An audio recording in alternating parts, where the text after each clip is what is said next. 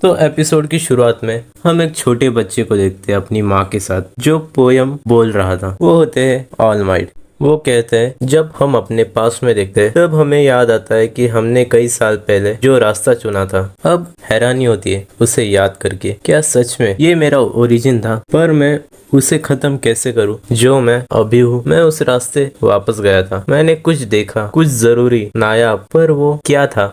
Scene shift होता है war की तरफ, जहाँ पे हमने पिछले एपिसोड में देखा था कि वो लेजर ब्लास्ट हो गई थी और ऑल फॉर वन और ऑल माइट के बीच फाइट चल रही थी। तभी वहाँ पे हीरो किलर स्टेन आ जाता है और वो अपनी पावर से ऑल फॉर वन को एक जगह पे रोक देता है। अब आगे तो हम देखते हैं शोटो और इंजीनियम को। वहाँ पे उन्हें ऑल माइट का कॉल आता है और ऑल माइट कहता है कि दाबी एक ब्लास्ट करने वाला है जिसे सिर्फ शोटो की आइस पावर ही रोक सकती है, तुम्हारे अलावा उसे कोई नहीं रोक सकता। वो दोनों आपस में बात करते हैं और वहां से निकल जाते हैं और उनको ऊपर से देख रहा होता है the hero killer Stan. Stan ने उनकी सारी बातें सुन ली होती है और वो बोलता है कि मुझे अभी की वॉर की कंडीशन सब समझ में आ रही है। और वो वहां से सीधा जाता है जहाँ पे ऑल फॉर वन और ऑल माइट की फाइट हुई थी। वो वहां पे बैठ के पत्थरों पे लगा हुआ ब्लड स्मेल करने लगता है। वो ढूंढ रहा होता है ऑल फॉर वन का ब्लड और उसे थोड़ा ढूंढते ही उसका ब्लड मिल जाता है और वो लेके सीधा पहुंच जाता है उनके सामने और उसे रोक देता है। अब कहानी आती है प्रेजेंट में, जहाँ पे उसने ऑल फॉर वन को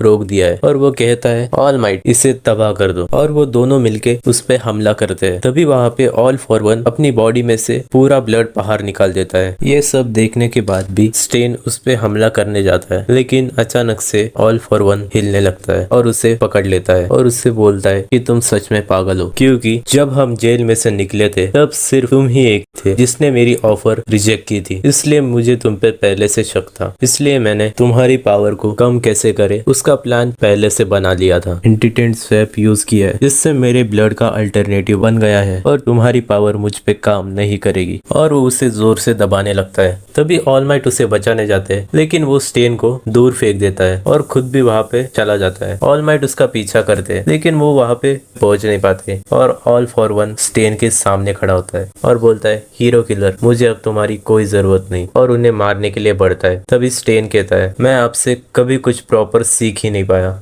लेकिन फिर भी आप मेरे मेंटोर रहोगे ऑल माइट, और मरना मत और जीत के आना। ये बोलते ही ऑल फॉर वन स्टेन को ऑल माइट के सामने मार देता है। वो ऑल माइट देख रहे होते तभी ऑल फॉर वन उन पे भी हमला करता है, लेकिन उनकी शील्ड बीच में आ जाती है और उनको थोड़ा सा डैमेज होता है और वो नीचे बेहोश हो जाते हैं। तभी उन्हें इमेजिन होता है उनकी मास्टर और नाइट आई। वो बोलते हैं उठो, तुम इतनी जल्दी मर नहीं सकते, तुम्हें अभी बहुत कुछ करना बाकी है। और उन्हें याद आता है डेकू के मॉम से किया हुआ वादा और डेकू के वर्ड्स। वो सब याद करके उठ जाते हैं, लेकिन वो अपने पैरों पे खड़े नहीं हो पाते। वो वहाँ से ही ऑल फॉर वन को आवाज देते हैं यहाँ पे आओ, मैं यहाँ हूँ। और हम देखते हैं यूए में ट्विंस के जो कॉपी थे वो धीरे धीरे गायब होने लगते हैं और कंट्रोल रूम में दिखाया जाता है। सुगुयोची कहता है ऑल फॉर वन शिगाराकी के पास ही है, वो इस रेंज में है जिससे वो स्लेज वर्क का यूज करके शिगाराकी को अपने पास बुला सकता है, और ये करने के बाद वो पूरी फाइट का बैलेंस बिगाड़ देगा। और डेकू जो अब तक सिर्फ शिगाराकी से फाइट कर रहा था उसे अभी उन दोनों से फाइट करना पड़ेगा। ऑल फॉर वन यूए की तरफ इशारा करता है और बोलता है मुझे वहां जाना है, वहां पे जाके मैं शिगाराकी के बॉडी में अपने डुप्लीकेट को डाल दूंगा और फिर वो मुझे भी सरपास करके मुझसे भी ज्यादा ताकतवर बन जाएगा। और तभी वो स्लेज वर्क का यूज करके शिगाराकी को बुलाने का ट्राई करता है, पर शिगाराकी उसे रिजेक्ट कर देता है। वो बोलता है मास्टर मुझे अपनी लड़ाई खुद लड़नी है, आप मेरी लड़ाई के बीच में मत आओ। वो देख के ऑल फॉर वन सोचता है शायद वो खेल रहा होगा। वो बोलता है कोई बात नहीं, मैं खुद वहां चला जाऊंगा। तभी वो ऑल माइट को मारने के लिए बढ़ता है और फिर हम देखते हैं कि वहाँ पे ऊपर दो स्टूडेंट वीडियो निकाल रहे होते हैं। वो कुछ देख के डर जाते हैं। वो देखते all for one all might को मार के कहीं ले जा रहा होता है। डेकू भी ये देख लेता है और शिगाराकी उससे कहता है तुम चाहो तो उसे बचाने जा सकते हो और तुम मेरी फिक्र मत करो, तब तक मैं उन सबको मार दूंगा जो तुम्हारे साथ मुझसे लड़ रहे थे, इसलिए वहां से नहीं जाता। अभी हम देखते हैं कि ऑल माइट के अंदर जो थोड़ी ताकत बची थी वो जमा करके वो ऑल फॉर वन को पकड़ लेते हैं और ऑल माइट की आंखें देख के ऑल फॉर वन को कुछ याद आता है। हम पास में देखते हैं कि जब ऑल फॉर वन नाना शिमुरा की जब फाइट चल रही थी तब ऑल माइट कुछ कर नहीं पाए थे और नाना शिमुरा हार गई थी। तब नाना शिमुरा कहती है कि एक दिन ऑल माइट तुम्हें जरूर हराएगा, पर उसकी आंख में जो चमक थी वही चमक अभी ऑल माइट की आंखों में थी। ये हम देखते हैं। अभी ऑल माइट अपने हाथ में जो बॉम्ब लगा हुआ होता है उसे एक्टिवेट कर देते हैं। वो ऑल फॉर वन और खुद को